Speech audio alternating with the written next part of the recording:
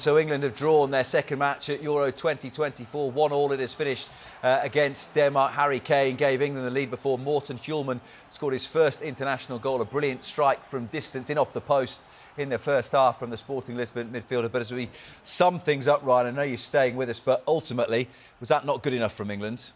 No, overall, I think everyone will be disappointed with that. The players, the manager. But like I said, it's not the end of the world. You know, we still have 4 points now. We go into the last game, and you know we have to do a job there as well.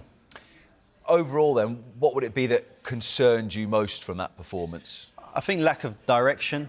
I think lack of perhaps tactic, clear principle. I think we were deep. We never addressed that.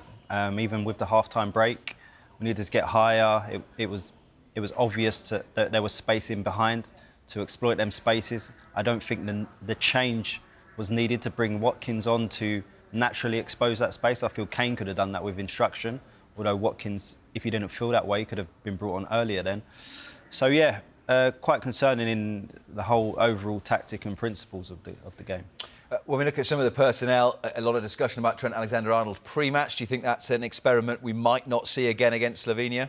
For sure. I think it's a lot different. I think I said earlier, coming into the midfield, building them patterns from fullback, you know, is a lot easier than being stationed in midfield. You have to have there's a lot more demands to the position that need to be worked out, and ultimately that showed.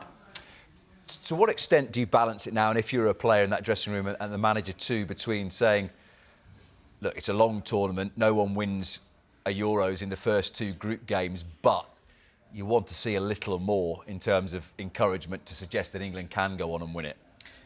For sure, and I think it's how they address that over the next 2 days. It is tournament football.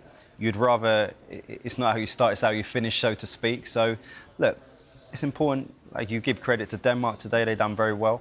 And but as an England player and fan now, I think you regroup together in the camp, say, look, it hasn't gone how we wanted it. I think it's very clear what we need to improve on. And that's a blessing in its own. So hopefully we can address them situations and, you know, have a better game on the next game.